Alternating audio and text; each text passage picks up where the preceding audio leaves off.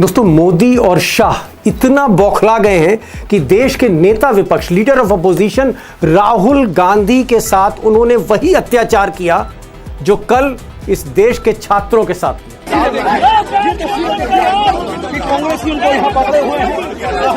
Democracy in India is happening right now. और दोस्तों, सच ये कि शुरू में पुलिस ऑफिसर्स राहुल गांधी के साथ इस तरह का सलूक नहीं करना चाहते थे, लेकिन वहां पर खड़े जो कुछ लोग थे, जिसमें कांग्रेस के नेता थे, सांसद थे, उनका यह कहना है कि एक फोन आता है एक वरिष्ठ पुलिस अधिकारी के बाद और इंस्ट्रक्शंस दिए जाते हैं और कहा जाता है कि किसी भी सूरत में वहां से उठा के ले जाइए, घसीट के ले जाइए, लेकिन जल्दी बस के अंदर डालिए। अब दोस्तों, जरा खुद सोचिए कि जो बच्चे बेचारे पीटे गए, लाठी चार्ज हुआ, इन बच्चों की क्या हैसियत है जिस देश में leader of opposition, cabinet rank का लीडर ऑफ अपोजिशन प्रधानमंत्री के घर के बाहर ज्ञापन देने गया है, मांग करने गया है, और उसको घसीट कर जमीन पर बस में ठूसा जा रहा है।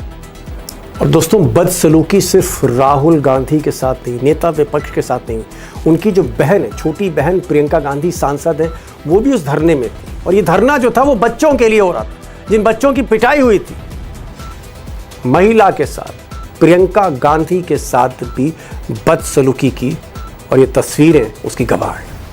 और ये जो प्रदर्शन था, ये सिर्फ कांग्रेस का प्रदर्शन नहीं था, राहुल गांधी नेता विपक्ष के तौर पे थे, वहाँ पर सुप्रिया सूले थी, वहाँ पर बाकी पार्टी के जो है नेता थे, वहाँ पर अखिलेश यादव थे, और अखिलेश यादव के साथ भी पुलिस ने वही ज्यादती की जो राहुल गांधी या प्रियंका के साथ।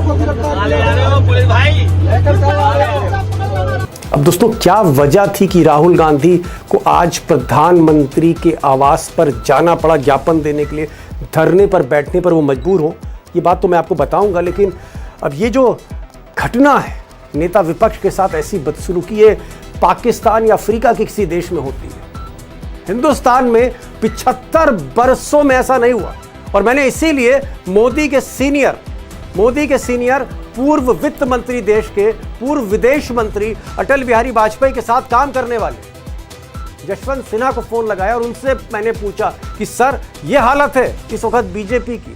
तो उनका जवाब था कि मोदी का अब समय आ गया है, और जिस तरह से बौखलाकर मोदी फैसले ले रहे हैं, शाह फैसले ले रहे हैं, 2029 तक मोदी जी नहीं चल पाएंगे। और एक बड़ी बात उन्होंने कही, यशवंत सिन्हा ने, उन्होंने कहा कि छात्रों का आंदोलन हो, विपक्ष का आंदोलन हो, किसानों का आंदोलन हो, मोदी के खिलाफ पहली बार बगावत शुरू हो चुकी है, और ये बगावत जनता कर रही है। मुझे ये लग रहा है कि हमारा देश जो है वो आने वाले दिनों में हजारों बगावतों का, विद्रोहों का देश हो जाएगा, और पूरे देश में ये आग फैलेगी, और मोदी जी के लिए बहुत मुश्किल हो जाएगा इसको कंट्रोल करना। यशवंत सिन्हा से मैंने ये भी पूछा कि मोदी की जगह कोई और प्रधानमंत्री होता, नरसिम्हा राव होते, मनमोहन सिंह होते, या चलिए भाजपा के वाजपेयी होते, और कोई नेता विपक्ष जाता ज्ञापन देने के लिए, तो यशवंत सिन्हा ने कहा कि अगर वाजपेयी होते मोदी की जगह, तो खुद पैदल चलकर बाहर आते, रिसीव करते, अंदर ले जाते अपने घर, चाय पिलाते और बात करते। वाजपेयी जी होते तो वो कुछ मजाक में कुछ बातें बोल देते, कुछ सब पूरा जो वातावरण था उसको वो हल्का कर देते, और हल्का करके हो सकता था कि स्वयं आ जाते वहां पर, और राहुल गांधी कहते आइए,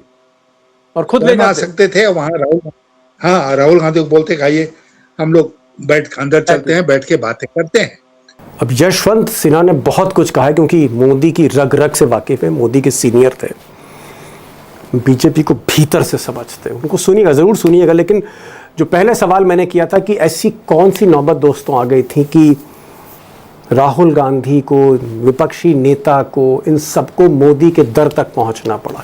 दरअसल हुआ क्या था कि आज दोपहर में राहुल गांधी ने और बाकी जो विपक्षी पार्टियां, अखिलेश हैं, सुप्रिया सूले, सारी पार्टियां थी, उन्होंने तय किया कि भाई, छात्रों की जो पिटाई हुई है, इस पर सरकार को जवाब देना चाहिए, प्रधान का, शिक्षा मंत्री का इस्तीफा होना चाहिए, अमित शाह को माफी मांगनी चाहिए कि उनकी पुलिस ने क्या किया।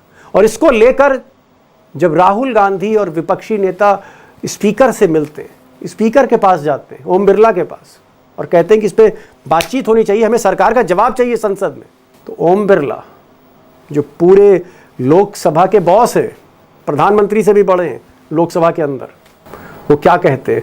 वो कहते हैं हमें सरकार से पूछना पड़ेगा, हमें सरकार से पूछना पड़ेगा। सोचिए, इस देश में स्पीकर कह रहा है किसी इशू के लिए सदन के कि हमें सरकार से पूछना पड़ेगा, जबकि वो खुद ये फैसला ले सकते।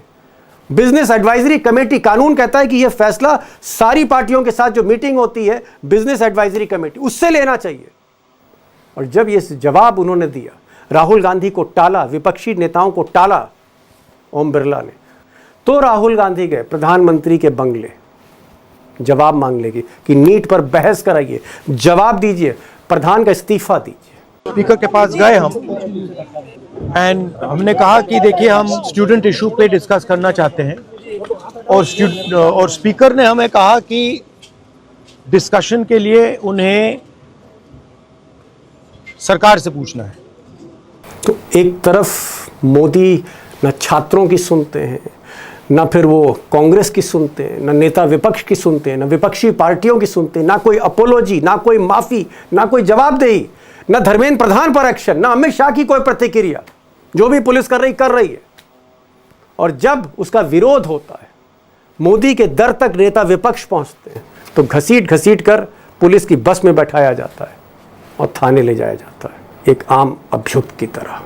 और थाने में सिर्फ राहुल गांधी नहीं, सारे ही लोग थे उसमें, सिविल सोसाइटी के भी बहुत से लोग थे उसमें, योगेंद्र यादव थे, और भी कई ऐसे लोग थे जो वहाँ धरने में पहुँचे थे, छात्रों की तरफ से पहुँचे थे। सबको घसीट कर बस में ले जाकर थाने में डाल दिया। ये हाल है अमित शाह की पुलिस का। अब यशवंत सिन्हा जो पूर्व वित्त मंत्री रहे, विदेश मंत्री रहे, मोदी जूनियर थे, एक वक्त था जब पर्ची जाती थी नरेंद्र मोदी की वित्त मंत्री के दफ्तर में, और एक एक घंटा 2-2 घंटा बाहर बैठे रहते थे मिस्टर मोदी। यशवंत सिन्हा तब वित्त मंत्री थे। मैंने उनसे पूछा कि क्या ये जो खुलेआम बगावत हो रही, छात्र हैं, बच्चे हैं, युवा हैं, किसान हैं, नेता हैं, विपक्षी पार्टियां हैं, जगह जगह धरना चल रहा है, मजदूरों का धरना चल रहा है, मनरेगा के लोगों का धरना चल रहा है, ये जो बगावत है, सड़कों पर लोग आ रहे हैं, ये कैसी शुरुआत है? उनका ये कहना था कि एक नहीं, अब हज़ारों बगावतों का दौर आ रहा है। और एक बात और उन्होंने कही, खुलकर कही, मैं उनको सलाम करता हूँ कि जिस तरह से वो बोले हैं आज।